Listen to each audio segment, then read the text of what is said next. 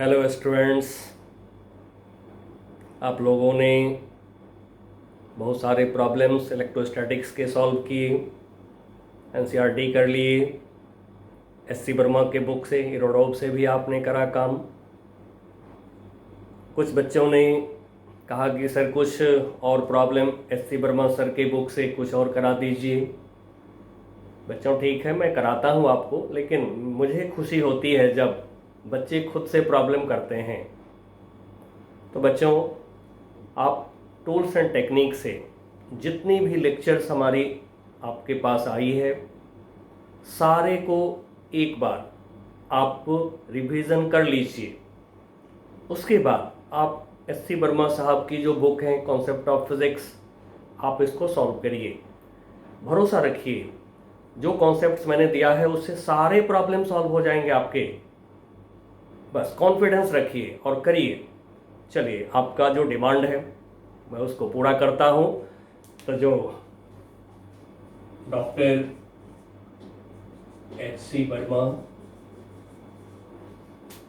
इसमें चैप्टर 29 हमारा है। अब इस चैप्टर 29 में हम लोगों ने कुछ प्रॉब्लम ऑलरेडी कर लिया है लेक्चर 6 में, लेक्चर 7 में, तो उसको मैं इसमें छोड़ देता हूँ। आप उससे देख सकते हैं, ठीक है। इलेक्ट्रोस्टैटिक्स की लेक्चर 6, लेक्चर 7 जो है उसमें आप देख सकते हैं, आपको मिल जाएंगे। अब जो प्रॉब्लम्स आप लोगों ने हमसे डिमांड करा है मैं उसको कर देता हूँ। यदि और आपका डिमांड होगा आप हमें भेजेंगे, मैं उसको जरूर करवा दूंगा। चलिए, प्रॉब्लम नंबर 6। प्रॉब्लम नंबर 6, अब इस प्रॉब्लम में लिखा है 2 charges 2 10 to the power minus 6 coulomb and 1 10 to the power minus 6 coulomb are placed at separation 10 centimeter. 2 charges ये ले लिया हमने। नाउ एक को बोल दिया Q1। Q1 का value 2 10 to the power minus 6, 2 10 to the power minus 6 coulomb. फिर दूसरे चार्ज है हमारे Q2। Q2 का भी वैल्यू हमें गिवन है 1 10 to the power minus 6 coulomb, 1 10 to the power minus 6 coulomb. अब जो सेपरेशन है, सेपरेशन इज 10 सेंटीमीटर, इसको मैं R लिख दे रहा हूं और R इक्वल टू 0.1 मीटर।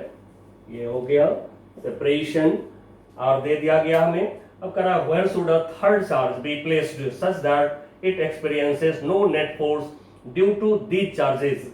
कोई थर्ड चार्ज को हम कहां पे रखें जिससे कि उस पर नेट फोर्स 0 हो जाए। तो बच्चों, जैसा कि हम लोगों ने सीखा है कि जब 2 वेक्टर्स मैग्नीट्यूड में इक्वल डायरेक्शन में अपोजिट होते हैं, देन क्या होता है, दोनों का रिजल्टेंट 0 होता है। और बच्चों, जिनको थोड़ा भी दिक्कत हो, मान लीजिए 11th में कोई कम पढ़े हैं, तो फिर 11 का पूरा वेक्टर का जो हमने डाला है यूट्यूब के ऊपर, आप उसको देख जाइए, ठीक है। फिर आपको बिल्कुल दिक्कत कहीं नहीं आवेगा पूरे फिजिक्स में। तो अब यहां से यहां तक कहां पे हम रखें थर्ड चार्ज को हमें नहीं पता है, ठीक है। तो फिर कहीं पर आप रख लीजिए, जहां आपका मन कर रहा हो वहां पे रख लीजिए। मान लीजिए कि हमने यहाँ पे रखा थर्ड चार्ज। अब ये थर्ड चार्ज पॉजिटिव लें या निगेटिव लें, आपकी मर्जी है, जो लेना चाहे आप ले लीजिए, लेकिन अपने तरफ से हमेशा पॉजिटिव ही लेना चाहिए। फिजिक्स कहता है पॉजिटिव सोचो, पॉजिटिव लो, निगेटिव का जवाब मांगता रहता है फिजिक्स हमसे। एंड सो निगेटिव अपने तरफ से मत लीजिए कभी। तो यहाँ पर कोई चार्ज मैं ले लेता हूं Q। अब इस Q चार्ज पर देखिए, ये जो Q1 है क्या करेगा, इधर रिपेल करेगा इसको, तो फोर्स F1 बोल दिया हमने इस Q1 की वजह से। ये Q2 क्या करेगा, इसको इधर रिपेल करेगा, इसके फोर्स को F2 बोल देता हूं। अब देखिए डायरेक्शन तो दोनों फोर्स का अपोजिट आ गया। यदि मैग्नीट्यूड इक्वल हो जाए तो क्या होगा, रिजल्टेंट फोर्स 0 हो जाएंगे। तब इस पॉइंट का जो डिस्टेंस है, इस पॉइंट को मैं फिलहाल यहाँ पर लिख देता हूँ, पॉइंट को P लिख दे रहा हूँ इस पॉइंट को। अब ये जो पॉइंट P है हमारा, इस पॉइंट P का डिस्टेंस कोई भी चार्ज से आप ले लीजिए x। अब ये ले लिया हमने x, तो फिर दूसरे चार्ज से डिस्टेंस हो जाएंगे r minus x. r minus x दूसरे चार्ज से हो गया ये डिस्टेंस, ये डिस्टेंस। चलिए बच्चों, अब फॉर 0 रिजल्टेंट, देखिए हमने जो वेक्टर पढ़ाया है 11 क्लास वाला, उसमें हम लोगों ने जीरो रिजल्टेंट का कंडीशन लिया हुआ है। 2 वेक्टर्स का रिजल्टेंट जीरो कैसे होगा, 3 वेक्टर्स का रिजल्टेंट जीरो कैसे होगा, सारी कुछ आपके पास में मटेरियल अवेलेबल है। तो for zero resultant force on Q, ये जो Q है, स्मॉल Q जो हमने सपोज करा है, इस पे जीरो रिजल्टेंट फोर्स के लिए क्या होगा, F1 इक्वल टू F2। अब रखिए कूलम्स लॉ से फॉर्मूला रखिए, तो F1 का फॉर्मूला लगाते हैं, Q1 चार्ज की वजह से force F1 1/4 pi epsilon naught. एक चार्ज Q1 है, दूसरी चार्ज हमारा Q है। Now Q1 Q upon distance between them x लिए हैं, x square equal to F2 की वैल्यू, F2 Q2 चार्ज की वजह से फोर्स है, तो फिर Q2 की वजह से जो फोर्स लग रहे हैं F2 1/4 pi epsilon naught Q2, second charge is Q2 upon r minus x का होल स्क्वायर। अब देखिए आराम से सॉल्व कर दीजिए, 1/4 पाई एप्सिलॉन कैंसिल, Q से Q कैंसिल। अब Q1 की हम वैल्यू रख लेते हैं, 2 into 10 to the power minus 6 upon x square equal to Q2 की value 1 into 10 to the power minus 6 upon divide by r minus x का whole square. अब देखिए बच्चों और इजी हो गया सॉल्यूशन। और आप यहां से क्वाड्रेटिक इक्वेशन मत बनाइएगा कभी। जीरो इलेक्ट्रिक फील्ड जैसा कि हमने कर रखा है लेक्चर 6 लेक्चर 7 में, जैसा कि आप काम करे हैं, तो उसमें जैसा कि हम लोग डिस्कस किए हैं कि जीरो इलेक्ट्रिक फील्ड जो होते हैं एक ही पॉइंट पर होता है, एंड सो क्वाड्रेटिक इक्वेशन नहीं बनाइए। जीरो रिजल्टेंट फोर्स भी जो होगा 2 चार्ज की वजह से ओनली 1 पॉइंट पे होता है ये, इसलिए क्वाड्रेटिक इक्वेशन मत बनाइएगा। एकदम सिंपल सॉल्यूशन लीजिए, स्क्वायर रूट ले लीजिए, √2 x स्क्वायर का x हो गया, 1 का root 1, r minus x whole square का रूट ले लीजिए, ये हो गया r माइनस एक्स। अब बच्चों आप इसको क्रॉस मल्टीप्लाई करिए एंड सॉल्यूशन करिए। सॉल्यूशन आपसे पक्का होगा क्योंकि आप 12 के बच्चे हैं, 100% गारंटी है कि आप सॉल्यूशन कर ही देंगे, इससे सॉल्यूशन से हेजिटेट कभी मत करिएगा। बस इक्वेशन बनाने तक फिजिक्स है, इसके बाद तो मैथमेटिक्स का काम आ जाता है। जो आप बच्चों सब कोई जानते हैं उतना मैथमेटिक्स के आप सॉल्यूशन कर लेंगे। एंड सो मैं थोड़ा सा इसको आगे बढ़ा देता हूं। अब जैसे कि हमने लिया यहां से √2 into r की वैल्यू ले लेते हैं 0.1, तो √2 into r की वैल्यू ले लिया 0.1, फिर √2 into -x minus √2 x equal to x। अब x वाले टर्म ले जाइए उधर और x इक्वल टू निकाल लीजिए। अब कितना है मैं आपको मेंशन कर देता हूं, बट आप चेक कर लीजिएगा, आंसर तो पक्का आएगा क्योंकि एस सी वर्मा सर की जो बुक है इसमें गलती तो है नहीं, इसलिए आप उसको निकालेंगे। अब ये जो डिस्टेंस आ रहे हैं, दिस डिस्टेंस इज 5.9 सेंटीमीटर, ये है 5.9 सेंटीमीटर, ठीक है। अब ये 5.9 सेंटीमीटर लिखा हुआ है from the larger charge. Larger charge मतलब यहां से है, तो फ्रॉम यहीं से हम लोग x लिए थे, तो ये x का वैल्यू आ गया फ्रॉम लार्जर चार्ज, बड़े चार्ज से। चलिए बच्चों, तो इस तरह से आराम से यदि जीरो इलेक्ट्रिक फील्ड यहां पर होगा तो वहीं करिएगा। Q1 से इलेक्ट्रिक फील्ड E1 ले लेंगे, Q2 से इलेक्ट्रिक फील्ड E2 ले लेंगे, E1 इक्वल टू E2, जहां पर जीरो होंगे रिजल्टेंट इलेक्ट्रिक फील्ड, दोनों की वैल्यू इक्वल होगा। चलिए नेक्स्ट क्वेश्चन पे आते हैं। अब बुक आप लोगों के पास है, इसलिए मैं प्रॉब्लम को लिख नहीं रहा हूं, बोल दे रहा हूं, और आप लोग जो हैं अपनी बुक से प्रॉब्लम को देखिएगा और सॉल्यूशन करिएगा, ठीक है ना। अपनी बुक से देख के प्रॉब्लम को और सॉल्यूशन करिएगा। अब इसमें क्वेश्चन नंबर 8 और 9 ये आपके लेक्चर 6 में, इलेक्ट्रोस्टैटिक्स लेक्चर 6 में ऑलरेडी हमने कर रखा हुआ है, इसलिए 8 और 9 को मैं छोड़ रहा हूं। आता हूं जो आपने भेजा है क्वेश्चन नंबर 12 पर आते हैं। अब ये क्वेश्चन नंबर 12 में क्या है, 2 insulating small spheres are rubbed against each other। अब देखिए हम लोगों ने पढ़ा लेक्चर 1 में चार्ज की development bye rubbing, friction, electricity. जब रब करते हैं तो क्या होता है, एक बॉडी से इलेक्ट्रॉन दूसरे बॉडी में जाता है, तो फिर एक पर जितने पॉजिटिव चार्ज उतने ही दूसरे पर नेगेटिव चार्ज आ जाते हैं। एंड सो जो स्फीयर्स हमारे हैं, एक स्फीयर, दूसरी स्फीयर, और ज्यादा बड़ा नहीं लेंगे क्योंकि साइज नहीं दिया है, तो जब तक बॉडी का साइज नहीं बतावे आप पॉइंट साइज लेते रहिए। बहुत लोग क्या करते हैं, बड़ा दिखा देते हैं। अब बड़ा दिखा देने पर देखिए एक बहुत बड़ी परेशानी दिखाता हूं मैं आपको। जैसे ये दिखा दिया, तो अब यहां से अब लोग कहां से कहां तक डिस्टेंस लेंगे। अब ये जो डिस्टेंस है आर दोनों के बीच, अब ये सरफेस टू सरफेस लें, सेंटर टू सेंटर लें, इस एंड से इस एंड में कहां से कहां तक लें डिस्टेंस। अब देखिए कोई देखने वाला कैसे सोचेगा कि आपने कहां से कहां लिया डिस्टेंस। ओके, एंड सो जब तक साइज न बतावे किसी बॉडी का, आप पॉइंट के तरफ दिखाया करिए अपने बॉडी को, ताकि कोई कंफ्यूजन नहीं अराइज हो प्रॉब्लम के अंदर। तो फिर ये हुआ हमारा टू इंसुलेटिंग दे दिया। अब एक पे चार्ज प्लस क्यू, तो दूसरे पे चार्ज हो जाएंगे माइनस क्यू। जितना इलेक्ट्रॉन एक ने लूज करा दूसरे ने गेन करा, दोनों के बीच में सेपरेशन आर की वैल्यू दे दिया हमें 1 सेंटीमीटर, 1 × 10⁻² मीटर, हमेशा एसआई में यूज करिएगा। और फोर्स दे दिया गया है 0.1 न्यूटन। इनके बीच जो फोर्स लग रहे हैं 0.1 न्यूटन। थोड़ा सा बच्चों हम लोग फोर्स दिखाने की कोशिश करते हैं। अब 2 पॉइंट चार्जेज हैं, तो जैसा कि हमने पढ़ाने के टाइम में आपसे बात किया है, कूलम्ब्स लॉ का जो हमारा थर्ड लेक्चर जो आया था कूलम्ब्स लॉ पर, सेकंड लेक्चर जो आया था कूलम्ब्स लॉ पर, वहां हमने बात करी थी कि पहले पॉइंट चार्ज को स्ट्रेट लाइन से ज्वाइन करिए। ज्वाइन क्यों करिए? इसलिए कि इसी के अलावा एक्शन रिएक्शन फोर्स लगते हैं हमारे। तो फिर जो एक चार्ज है दूसरे को अट्रैक्ट करा, फोर्स F, तो दूसरी चार्ज पहले को अट्रैक्ट करेगा, फोर्स F, क्योंकि जो एक्शन रिएक्शन है वो बिल्कुल एक नेचर का होता है। यदि एक्शन है अट्रैक्शन का, तो रिएक्शन भी होता है अट्रैक्शन का। यदि एक्शन है रिपल्सन का, तो रिएक्शन भी होता है रिपल्सन का। ठीक है बच्चों, एक्शन रिएक्शन का बिल्कुल नेचर सेम होता है। ठीक है, तो अब ये हो गया पॉजिटिव या नेगेटिव, इनके जो बीच में अट्रैक्शन फोर्स है हमने प्रैक्टिकली दिखा लिया। फोर्स हमेशा प्रैक्टिकली दिखाइए। अब हमसे जो डिमांड है, क्या डिमांड है, क्या पूछा गया हमसे, how many electrons were transferred from one sphere to other sphere. हमें नंबर ऑफ इलेक्ट्रॉन्स निकालना है, नंबर ऑफ इलेक्ट्रॉन्स ये हमें निकालना है। इसको हम n सपोज कर ले रहे हैं और ये n हमें चाहिए। अब हम q का पता लगा लें। यदि q निकाल लेते हैं आप, तो जैसा कि पढ़े हैं क्वांटाइजेशन ऑफ चार्ज में q = ne लगा लीजिए। सारा लिंक है आपका, सारा कॉन्सेप्ट लिंक है एकदम, लेक्चर 1 से लेकर और आगे जितना हम जा रहे हैं सारे पीछे से लिंक चल रहा है आपका।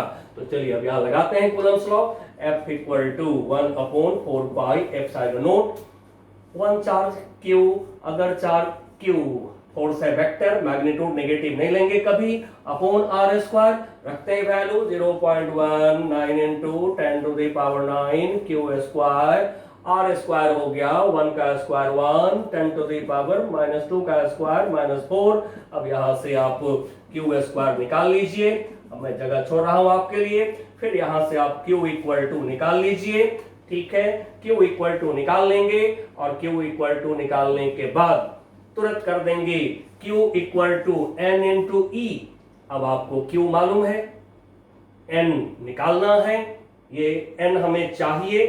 ठीक है, E इलेक्ट्रॉन की चार्ज, ये आपको मालूम है। ऐसे मैं लिख भी देता हूं, ऐसे आप चार्ट में से देख भी सकते हैं और आपको याद भी है। अब E का वैल्यू इलेक्ट्रॉन की चार्ज, प्रोटॉन की चार्ज 1.6 × 10⁻19 कूलम। चलिए बच्चों आप इसको सॉल्व करेंगे और यहां से N = आपको चाहिए Q/E। सॉल्यूशन में मैं ज्यादा वक्त नहीं दे रहा हूं क्योंकि आप कर लेंगे, इस हमें भरोसा है। इसलिए आप इन सारी जगह को आप फिल करेंगे बच्चों, छोड़िएगा मत, इस सब को फिल करिएगा। नाउ नेक्स्ट क्वेश्चन जो आपने हमें भेजा है वो क्वेश्चन है, ये है नंबर 15 नंबर क्वेश्चन आपने भेजा है मुझे। बहुत अच्छी बात है, बहुत सारे प्रॉब्लम आप लोग कर लिए हुए हैं, बहुत अच्छी बात है। और ज्यादा आप कर लेंगे, जैसे मैं इंस्ट्रक्शन दे रहा हूं लेक्चर 1 से लेकर और जहां तक लेक्चर हमारी हुई है सबको एक बार देखिए, उससे मैच करिए प्रॉब्लम को और करिए। कोई प्रॉब्लम उससे बाहर नहीं जाएगा, गारंटी है मेरी। नहीं मिल जाए तो हमको आप भेज दीजिए ईमेल पर, बताइए कि ठाकुर सर ये प्रॉब्लम आपके नोट्स के अंदर नहीं आ रहा है। मुझे खुशी होगी कि चलिए एक बच्चे ने हमें बताया तो सही कि ठाकुर सर आपके नोट्स के बाहर ये प्रॉब्लम चला गया। मैं बहुत खुश होऊंगा आपसे, आप हमको भेजिएगा यदि ऐसा मिले तो। नाउ चलिए क्वेश्चन नंबर 15 पर आते हैं। Number 15. Now suppose an attractive nuclear force acts between two protons which may written as, अब कह रहा है कि टू प्रोटॉन के बीच कोई अट्रैक्टिव फोर्स काम कर रहा है। आगे न्यूक्लियस पढ़िएगा, ठीक है, एक प्रोटॉन चार्ज E, दूसरे proton charge E plus E nucleus में। आप पढ़िएगा आगे चैप्टर 13 हमारा जो है उसमें बताया गया है कि जब न्यूक्लियस के अंदर न्यूट्रॉन प्रोटॉन होते हैं तो सब एक दूसरे को अट्रैक्ट करता है। यही यहाँ पर हमें दिखाई दे रहा है, ठीक है ना। एनसीईआरटी का चैप्टर बोला हूँ मैं, चैप्टर 13 में न्यूक्लियस एनसीईआरटी बुक में मिलेगा। तो इसमें कह रहा है कि एक फोर्स काम कर रहा है, एफ का फॉर्मूला लिखा गया है यहाँ पर। अब ये अट्रैक्टिव फोर्स का फॉर्मूला है C E to the power minus K into R upon R square. ये हमें दे दिया गया है, अट्रैक्टिव फोर्स काम कर रहा है।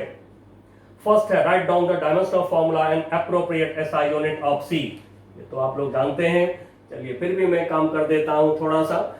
अब जो हमें निकालना है सी का डायमेंशनल फॉर्मूला और यूनिट लिखना है, ओके। राइट डायमेंशनल फॉर्मूला और unit of C and K दोनों का चाहिए। तो फिर dimensional formula part A of DF लिख दिया, dimensional formula of F equal to dimensional formula of C. This is dimensionless. E की पावर जो होता है ये डायमेंशनलेस होते हैं, एक्सपोनेंशियल फंक्शन बोलते हैं। ई टू दी पावर एक्स ये है डायमेंशनलेस, नो डायमेंशन मतलब m0 l0 t0 यानी नो डायमेंशन। अब नीचे जो है आर स्क्वायर, तो बाई आर स्क्वायर कर लीजिए। जैसे इक्वेशन सॉल्व करते हैं वैसे इसको भी सॉल्व कर लीजिए। तो dimensional formula of C equal to हो जाएंगी, क्रॉस मल्टीप्लाई ले लें, dimensional formula of F R square, F का आपको पता है mlt माइनस 2, R is length L2, now this is m, L की पावर 3, t की पावर माइनस 2। और बच्चों 12th क्लास में तो ब्रैकेट में लोग डालते हैं, बट कॉम्पिटिशन्स में ब्रैकेट अब आना बंद हो चुका हुआ है, ठीक है। जरा देखते हैं आंसर ml3t-2, ठीक है। अब हमें लिखना है यूनिट। आप इन सब का यूनिट यदि लिख दें तो सी का यूनिट तैयार हो जाएगा। यूनिट एसआई यूनिट हम लोग ऐसे तो हाँ बोले हैं एसआई यूनिट, ठीक है। SI unit of C, now this is m kg L3 metre cube t second minus 2। कभी कभी यूनिट आप जो है डायमेंशनल फॉर्मूला से भी निकाल सकते हैं, ये यूनिट माने जाते हैं। अब आइए इस पर गौर करते हैं। e टू दी पावर यदि कुछ है तो ये पूरा टर्म डायमेंशनलेस है। इसके ऊपर जो टर्म होता है ये भी डायमेंशनलेस होता है। e की जो पावर होते हैं ये भी डायमेंशनलेस है, m0 l0 t0 यानी कि डायमेंशनलेस। ये जो टर्म है k इंटू आर ये डायमेंशनलेस टर्म है, तो लिख लीजिए dimensional formula of k into R equal to m0 l0 t0 dimensionless है। तो 1 भी लिख सकते हैं, आप चाहें तो यहाँ 1 लिख सकते हैं, कोई दिक्कत नहीं। चलिए मैं भी 1 लिख देता हूँ, यहाँ पर थोड़ा छोटा हो जाएगा काम हमारा। तो फिर dimensional formula of k equal to 1 upon R क्या है लेंथ, 1 अपॉन l हो गया। ले जाइए ऊपर, डायमेंशनल फॉर्मूला 1 लाइन में mlt लिखते हैं, गया ऊपर ले गए l को ऊपर ले जाएंगे तो फिर l की पावर माइनस 1। और कॉम्पिटिशन्स में m0 यहाँ लिखना जरूरी नहीं है, यहाँ t0 लिखना जरूरी नहीं है, बट ऐसे लोग कहते हैं कि 11 में कि आप यहाँ पर m0 लिख लीजिए, यहाँ t0 लिख लीजिए, mlt तीनों टर्म लिखिए, बट कंपटीशन में ऐसा नहीं है। अब यूनिट लिख लेते हैं, unit of k this will be l की पावर माइनस 1 मीटर माइनस 1, ठीक है बच्चों। देखता हूं आपका आंसर आया है कि नहीं आया है। क्वेश्चन नंबर 15, यस ठीक है, बिल्कुल ठीक है। अब यहाँ पर एक बात थोड़ा सा और आप देख लीजिए, ये यूनिट तो मैंने लिख दिया है, ठीक है। अब यहां से ऐसे भी यूनिट लिखे जाते हैं, तो ये वाला यूनिट जो है आप लिख सकते हैं क्या, तो एफ आर स्क्वायर से यदि यूनिट निकालते हैं हम लोग सी का, तो फिर एक लाइन और आप लिख लीजिए, also unit of C, C का यूनिट ये न्यूटन मीटर स्क्वायर भी हो सकता है, न्यूटन मीटर स्क्वायर। चलिए दोनों तरीका से देख लिए। फंडामेंटल जो यूनिट्स हैं इसको भी यूज करके यूनिट लिख सकते हैं आप, और जो प्रॉपर एसआई यूनिट है उसको भी आप लिख करके यूनिट लिख सकते हैं। ये था यूनिट डायमेंशन की काम, थोड़ा सा वो भी हम लोग सीख लिए, बहुत अच्छी बात है। यही इस बुक की खासियत है कि आपको पूरा रिवीजन करा देते हैं। 11 में जो कुछ छूट गया होगा वो भी सिखा देंगे ये बुक आपको। नाउ अब बी पार्ट में क्या है, पार्ट बी में आइए। तो बी पार्ट में है, बी पार्ट में दिया suppose that k equal to 1 per fermi, k का वैल्यू दे दिया गया है k equal to 1 fermi power, fermi femtometre मतलब होता है 10 की पावर माइनस 15 मीटर। तो 1 फर्मी माइनस 1 यानी कि पर Fermi, and that the repulsive electric force between the proton is just balanced by attractive nuclear force when the separation is 5 Fermi। R की वैल्यू दे दिए 5 Fermi, ठीक है। Fermi is also called femtometer, femtometer यानी कि 10 to the power minus 15 metre. अब आगे पूछ रहे हैं find value of C, C का वैल्यू चाहिए, लेकिन देखिए इक्वेशन बनाने का रास्ता आपको दे दिया गया। हमेशा फिजिक्स में एक बात गौर करिएगा, एकदम प्रॉब्लम से आपका रिश्ता जुड़ जाएगा। हमेशा प्रॉब्लम में इक्वेशन बनाने का रास्ता होता है। इक्वेशन बनाइए, सॉल्यूशन तो बस बिल्कुल 9-10 के लेवल का ही रहता है, सॉल्यूशन उसको आराम से करिए।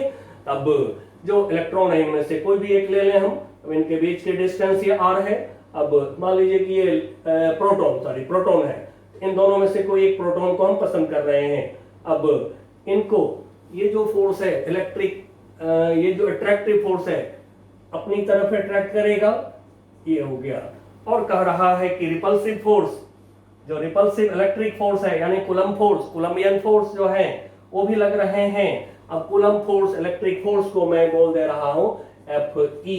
अब जो Fe लिखे हैं ये कूलम्स लॉ से, Coulomb force this is equal to 1/4 pi epsilon naught, एक चार्ज E, दूसरी charge E into E, Q1 into Q2 upon square of distance, square of distance. अब बच्चों जरा सा भी कोई कंफ्यूज मत करिएगा, ये e टू दी पावर, जब e पर पावर है तो एक्सपोनेंशियल फंक्शन हो गया।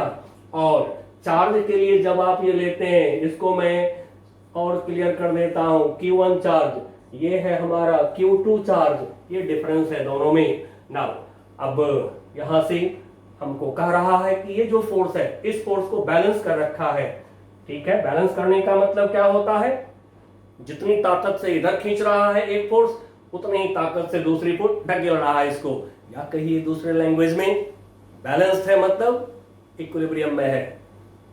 पहचान लीजिए, बैलेंस का दूसरा नाम इक्विलिब्रियम भी है। इक्विलिब्रियम में एक्सेलरेशन होता है 0, और आप जान चुके हैं कि जब एक्सेलरेशन होता है 0 then one side force is equal to opposite side force. तो कर दीजिए Fe इक्वल टू Fe का वैल्यू रखा 1/4 pi epsilon naught, E square कर देता हूं यहां से अपॉन R स्क्वायर, F का रखिए यहां से value C e to the power minus k into R divided by R square, distance between charges, R square से R स्क्वायर कट गए। अब मैं सबका वैल्यू रख रहा हूं 9 इंटू 10 टू दी पावर 9, इसका वैल्यू रखा, E का वैल्यू रखा 1.6 10 टू दी पावर माइनस 19 का स्क्वायर इक्वल टू C हमें चाहिए, छोड़ दीजिए, E की पावर माइनस k के जगह पर है 1 और R के जगह 5, ये रखा हमने। अब आप कहेंगे बच्चों अब इसको हम कैसे सॉल्व करें, तो फिर मैं थोड़ा सा इसको आगे बढ़ा देता हूं। C equal to 9 into 10 to the power 9, 1.6 का स्क्वायर ले लीजिए, 10 पावर माइनस 19 का स्क्वायर ले लीजिए एंड डिवाइडेड बाई, अब e to the power minus 5 होगा नीचे, इसको ऊपर कर दीजिए, ये हो जाएगा e टू दी पावर 5, ठीक है। नीचे e to the power minus 5 हो गया, ओके। तो फिर ऊपर जाएगा तो e टू दी पावर 5 हो गया, नीचे कुछ नहीं बचा, नीचे मैं 1 लिख देता हूं, ऐसे ही लिख देता हूं 1। अब ई का पावर आपको याद रखना है, एक्सपोनेंशियल फंक्शन में यदि ई की पावर 1 होता है, ये 2.7, बहुत बच्चे आप जानते होइएगा, और नहीं तो फिर इसको याद रख लीजिए। अब देखिए यहां से रख दीजिए ई के जगह पर 2.7 और इसको कैलकुलेट कर दीजिए। आंसर तो आपके पास में ऑलरेडी है, फिर भी मैं यहां पर लिख रहा हूं, दिस इज इक्वल टू, ये हमारा हो गया कितना 3.4 10 to the power minus 26 10 to the power -26 unit तो मिल ही चुका है। क्या मिला है यूनिट? Newton metre square. ठीक है, चलिए अब ये था 15 नंबर। और कोई दिक्कत नहीं होता है, कहीं नहीं दिक्कत होता है, बिल्कुल आराम से कॉन्सेप्ट आपके पास में है। बैलेंस हो गया तो इक्विलिब्रियम हो गया, इक्विलिब्रियम हो गया तो एक्सेलरेशन 0 हो गया। आराम से करिए इसको सॉल्व। नाउ नेक्स्ट क्वेश्चन जो आपके तरफ से मिला है हमें, ये 16 भी है। चलिए 16 में क्या है, there are 3 equal charges 2 10 to the power -6 coulomb, each are held fixed at 3 corner of equilateral triangle of side 5 centimeter. Find the coulomb force experienced by one of the charges due to rest 2 charges.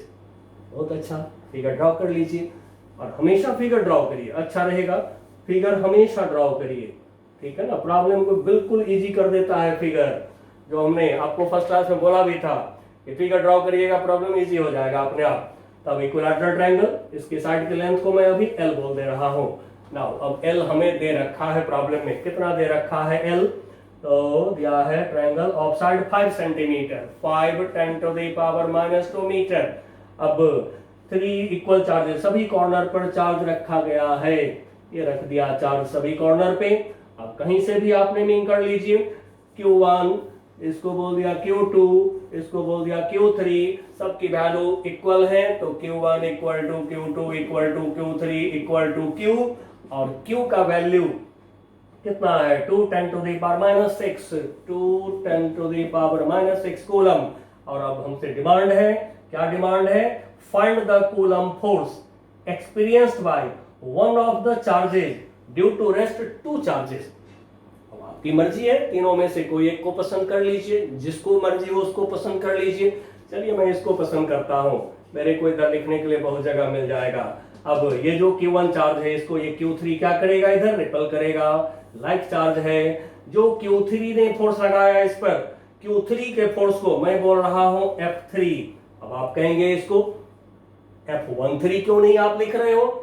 Problem है, problem के समय में आप जो है single subscript writing करिए, ठीक है। आप बोल दीजिए, लैंग्वेज में लिख दीजिएगा कि force due to Q3 on Q1 is F3, कोई गलत नहीं कर सकता है हमें। नाउ ये हो गया। अब कहेंगे वेक्टर का साइन क्यों डाल दिया? इससे पहले वाले में तो नहीं डाला था हमने।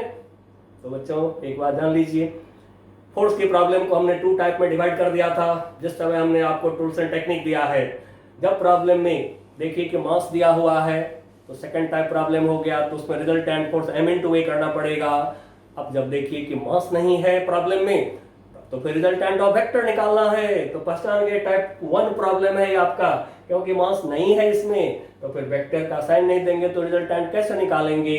तो चलिए F3, Q3 ने फोर्स लगाया, Q2 ने फोर्स लगाया, इधर की तरफ इसको बोल दिया F2। नाउ दोनों की वैल्यू निकाल लीजिए, तो फिर F2 इक्वल टू, अब मैग्नीट्यूड लिख रहे हैं तो बिना एरो का लिखिए, F2 equal to 1/4 pi epsilon naught. Q2 Q है, Q1 का वैल्यू Q है, तो फिर Q1 Q2 नहीं लिखिए, काम को शॉर्ट करिए थोड़ा सा। तो Q into Q upon distance between them L square. और न्यूमेरिकल वैल्यू भी अभी मत रखिए, न्यूमेरिकल वैल्यू तुरंत रख देने पर कैलकुलेशन में टाइम लग जाते हैं, प्रॉब्लम में टाइम लगता है। न्यूमेरिकल वैल्यू को लास्ट में रखिए, सिंबॉलिक सॉल्यूशन पहले कर लीजिए। Now F3 equal to 1/4 pi epsilon naught. अब F3 कौन सा फोर्स है? Q3 ने Q1 पे लगाया है। Now this equal to Q3 Q1 यानी Q into Q, Q into Q, distance between them is L, L square हो गया। अब देखिए बच्चों, दोनों की वैल्यू क्या देख रहे हैं, सेम आ गया है। तो फिर यहाँ पर लिख लेते हैं F2 equal to F3 equal to F suppose कर लीजिए या फिर F डैश सपोज कर लीजिए। सेड बोल दिया दोनों को। अब या तो आप रिजोल्यूशन की मेथड लगा लीजिए, एक्स एक्सिस वाई एक्सिस को फटाफट फोर्स को रिजॉल्व करिए, आर एक्स आर वाई निकालिए जैसा कि आपको बताया टूल्स एंड टेक्निक में। फिर R equal to under root R X square plus R Y square, या नहीं तो दो वेक्टर है तो पैरेललोग्राम लॉ भी लगा सकते हैं। इन दोनों वेक्टर के बीच की जो एंगल है थीटा, इक्विलैटरल ट्रायंगल की तो सारे एंगल होते हैं 60 डिग्री। अब ये एंगल 60 डिग्री तो ये भी एंगल हो गया 60 degree. Now resultant force, resultant force को बोलते हैं एफ या एफ आर कर देते हैं resultant force, under root of A square plus B square plus 2ab cos theta. अब ये है हमारा एफ डैश स्क्वायर, ये भी हमारा है F dash square plus 2 F dash cos 60 degree. अब देखिए इसको आगे फर्दर सॉल्व करते जाइए। अभी न्यूमेरिकल वैल्यू मत रखिए, अभी F dash square plus F dash square, ये हो गया हमारा 2 एफ डैश का square. Now 2 plus 2 F dash का स्क्वायर cos 60 डिग्री 1/2, तो फिर 2 से कट गया 2। नाउ ये आ गया हमारा under root 2 F dash square plus F dash square हो गया 3 एफ डैश का स्क्वायर रूट 3 एफ डैश हो गया। अब देखिए बच्चों क्या आराम से निकल गया वैल्यू। अब एफ डैश कितना है, F2 F3 है, जिसका यहाँ पर आप देख रहे हैं कि वैल्यू है। तो फिर अब यहाँ पर लास्ट में रख लीजिए, बहुत कम टाइम लगता है, ऐसे सिंबॉलिक सोल्यूशन करिए, हमेशा टाइम की बचत होगी। Now this is equal to 1/4 pi epsilon naught Q square upon L square. अब देखिए बच्चों आपके पास में Q का वैल्यू मालूम है, ये रख लेंगे यहाँ पे 9 × 10⁹ यहाँ रख लेंगे। L की वैल्यू मालूम है आपको, यस मालूम है। अब इन सारे वैल्यूज को यहाँ रख करके आप निकाल लेंगे रिजल्टेंट फोर्स का वैल्यू। अब ये जो वैल्यू हमारा जो आ रहा है नंबर 16 में, तो ये वैल्यू 24.9 है, ठीक है 24.9 न्यूटन। बट इसको आप कैलकुलेट करके चेक कर लीजिएगा, आंसर तो आ ही जाएंगे। अब निकाले हैं हम लोग रिजल्टेंट, वेक्टर निकाले हैं तो डायरेक्शन भी देना पड़ेगा हमें। तो डायरेक्शन के लिए जैसा कि मैंने आपको कभी बताया है, कहाँ बताया है, टूल्स एंड टेक्निक के समय पैरेललोग्राम लॉ में, कि जब कभी दो वेक्टर हमारे पास, वहां पर डायरेक्शन के लिए tan अल्फा रिजल्टेंट का डायरेक्शन, चलिए मैं थोड़ा बना देता हूँ इसको पैरेललोग्राम, ये बना देता हूँ पैरेललोग्राम। अब दो वेक्टर के टेल जहां मिला, यहां से डायगोनल, ये रिजल्टेंट होगा हमारा रिजल्टेंट फोर्स। अब कोई एक वेक्टर के साथ एंगल अल्फा बोल लीजिए। अब निकाल लीजिए डायरेक्शन के लिए रिजल्टेंट का डायरेक्शन। tan अल्फा का फॉर्मूला याद होगा पैरेललोग्राम लॉ में, क्या लिखे हैं, b sin theta upon a plus b cos theta. तो b sin थीटा F3 को हम ले रहे हैं a, F2 को ले रहे हैं b, क्योंकि बच्चों हमने वहां पर आपको एक हिंट कर दिया था, जिस वेक्टर से एंगल अल्फा देखेंगे उसको a के जगह पे रखेंगे। तो फिर tan अल्फा का फॉर्मूला पैरेललोग्राम लॉ में क्या मिला है, b sin theta upon a plus b cos theta. Tools and technique में देख लीजिएगा यदि थोड़ा भी दिक्कत लगे तो। नाउ तो हम लिखेंगे यहाँ पर, ये हो गया हमारा e, जिसके साथ एंगल देख रहे हैं, ये हो गया b। तो फिर F2 sin थीटा यानी कि दोनों वेक्टर के बीच के एंगल, ये हो गया थीटा 60 डिग्री। तो फिर sin 60 degree upon a plus b cos theta, तो F3 plus F2 cos theta cos 60 degree. अब देखिए वैल्यू तो इक्वल है इनके, दोनों को हमने f डैश सपोज कर लिया हुआ है, तो रख लीजिए f dash sin 60 degree √3/2 upon F3 को भी लिख लिया f डैश प्लस F2 को भी लिख लिया f डैश cos 60 डिग्री 1/2। अब f डैश से डिवाइड कर दीजिए, कट गया नीचे ऊपर, ठीक है, cos 60 degree is 1/2। Now solve कर दे जाइए, अपने आप आंसर निकल जाएंगे। तो फिर ये जो आएगा हमें आगे थोड़ा सा मैं भी सॉल्व करता हूं इसको।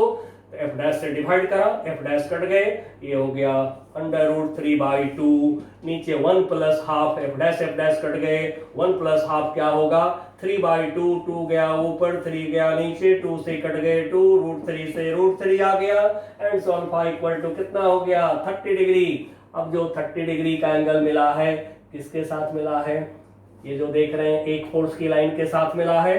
जरा आंसर की लैंग्वेज चेक करते हैं। तो दिए हैं 30 degree with the extended side from the charge under consideration. Yes, ये जो चार्ज अंडर कंसिडरेशन है इसके एक्सटेंडेड साइड के साथ में एंगल 30 डिग्री, बिल्कुल करेक्ट आ गया। चलिए बच्चों, नाउ क्या देख रहे हैं, बिल्कुल आराम से प्रॉब्लम कर रहे हैं, कहीं कोई स्ट्रेस नहीं आ रहा है, क्योंकि कॉन्सेप्ट मिला हुआ है। तो स्ट्रेस क्यों होगा, स्ट्रेस तो तब होता है फिजिक्स में जब कॉन्सेप्ट नहीं होता है, इसलिए कॉन्सेप्ट आपके पास में फुल है बिल्कुल। चलिए नंबर 18, 19 जो आप भेजे हैं मैं हिंट कर देता हूं आपको। ये लेक्चर 6 में इलेक्ट्रोस्टैटिक्स लेक्चर 6 में आपको सॉल्व हो चुका है 18 और 19, इसलिए बच्चों मैं 20 पे जा रहा हूं। तो 20 क्वेश्चन नंबर 20 में क्या है, 10 positively charge particle are kept fixed on axis at points 10 centimetre 30 centimetre. चलिए बहुत बड़ा सा सिस्टम ऑफ चार्ज हमें दिए गए हैं।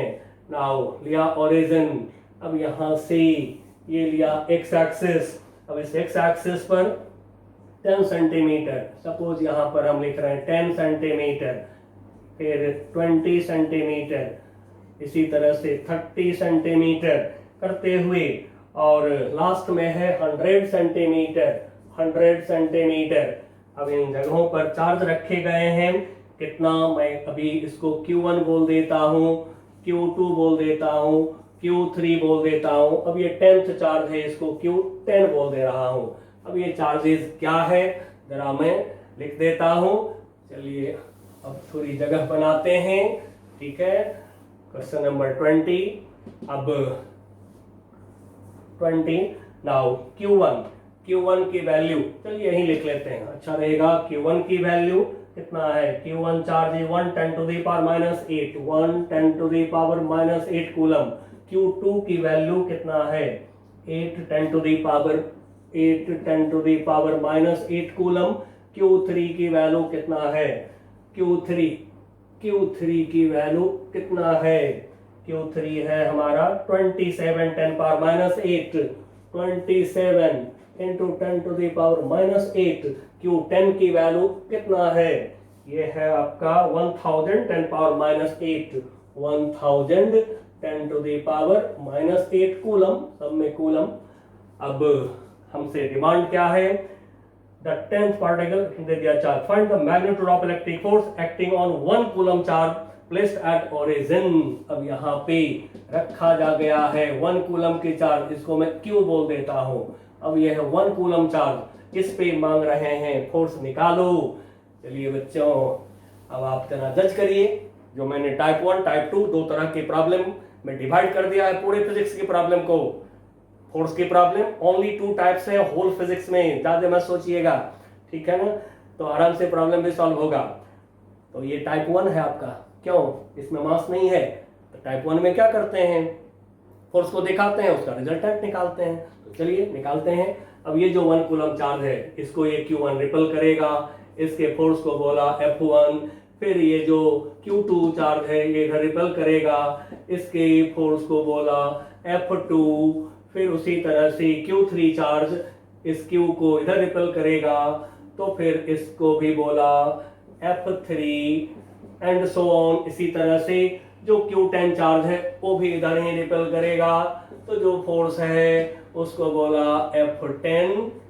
अब देखिए बच्चों, सारे फोर्स एक डायरेक्शन में हैं, तो रिजल्टेंट के लिए क्या करेंगे, जैसा कि आपको पता है सेम डायरेक्शन में वेक्टर होते हैं तो सीधे ऐड करते हैं। जैसे R equal to A plus B, तो C हो गया A plus B plus C, same direction में सबके मैग्नीट्यूड को ऐड कर देंगे, डायरेक्शन तो वहीं रह जाएंगे, डायरेक्शन में कोई चेंज नहीं होगा, यहीं लेफ्टवर्ड डायरेक्शन रह जाएगा। तो चलिए बच्चों, अब जरा वैल्यू निकालते हैं। तो फिर वैल्यू निकालने के लिए F1 equal to 1/4 pi epsilon naught, एक चार्ज हमारा है 1 कूलम। अब इसमें हम वैल्यू ले लेते हैं, अच्छा रहेगा क्योंकि जल्दी सॉल्व हो जाएंगे। और ये ले लिया Q, Q1 1 into 10 to the power minus 8। अब ये डिस्टेंस है 10 centimetre, 0.1 metre square, distance square, direction left के तरफ। उसी तरह से F2 force 1/4 pi epsilon naught, F2 force Q2 और Q के बीच फोर्स है। अब देखिए यहाँ कोऑर्डिनेट लिखा हुआ है 20 एंड सो ध्यान रखिएगा ओरिजिन से कोऑर्डिनेट देखे जाते हैं। ये डिस्टेंस है 20, तो फिर 20 यानी 0.2 मीटर, तो ये हो गया एक चार्ज हमारा 1, दूसरी चार्ज है 8 10 to the power minus 8 divided by यहाँ से जो डिस्टेंस है इनके बीच का F2 निकाल रहे हैं। इस Q पर Q2 का फोर्स हम लोगों ने F2 बोला है, तो ये डिस्टेंस है 20, 0.2 का स्क्वायर कर लें। नाउ थर्ड चार्ज पे F3 equal to 1/4 pi epsilon naught, Q3 charge का फोर्स Q पर। नाउ एक चार्ज हमारा 1, दूसरी चार्ज है 27 into 10 to the power minus 8। Now distance हो गया 30 सेंटीमीटर यानी 0.3 मीटर, 0.3 मीटर का स्क्वायर। इसी तरह से बढ़ते बढ़ते बढ़ते 10th जो चार्ज है इसका फोर्स ऑफ रिपल्सन इस पर Q पर F10 की value 1/4 pi epsilon not. 1 charge हमारा है 1 और लास्ट चार्ज है 1000 10 to the power minus 8 and distance कितना है 100 सेंटीमीटर, तो फिर ये हो गया 1 मीटर, तो फिर 1 का स्क्वायर हो गया, अभी निकल गया। अब आप जो है रिजल्टेंट फोर्स FR बोल देता हूं, तो F1 plus F2 plus F3 plus so on plus F10 सबको ऐड करिए, कॉमन निकाल लीजिए। जितना ज्यादा कॉमन उतना जल्दी सोल्यूशन। 1/4 पाई एप्सिलॉन नॉट निकाला common. Now 10 to the power minus 8 भी सब में है, निकाल लीजिए common. 10 to the power minus 8 निकाल लिया कॉमन। अब देखिए यहाँ पर क्या बचा 1 अपॉन 0.1 का स्क्वायर 0.01। फिर यहाँ पे बच गया 8, ये निकल चुका है, डिवाइडेड बाय 0.2 का स्क्वायर 0.04 प्लस नेक्स्ट 27 अपॉन 0.3 का स्क्वायर 0.09। नेक्स्ट बढ़ते जाइए लास्ट में जो 10th हमारा है चार्ज, इसमें बचा 1000 ये निकल चुका है। अब देखिए बच्चों हमें इसका सम चाहिए। आपको तो सम निकाल सकते हैं, मजे से निकाल सकते हैं। अब कैसे निकालें, कुछ और कॉमन दिख रहा है तो देख लीजिए। अब आप सलूशन जैसे जानते हो वैसे करिएगा, सलूशन में कोई तरह का दिक्कत नहीं अब आपको है, ठीक है। चलिए थोड़ा सा फिर भी मैं आगे बढ़ाता हूँ इसको। जैसे अब यहाँ से पॉइंट हटावें तो ऊपर 00, यहाँ से पॉइंट हटावें 00, यहाँ से पॉइंट हटावें 00। नाउ अब जैसा कि देख रहे हैं कि सब में जैसा कि देख रहे हैं कि 100 कॉमन है, ठीक है, तो 100 को कॉमन निकाल लेते हैं।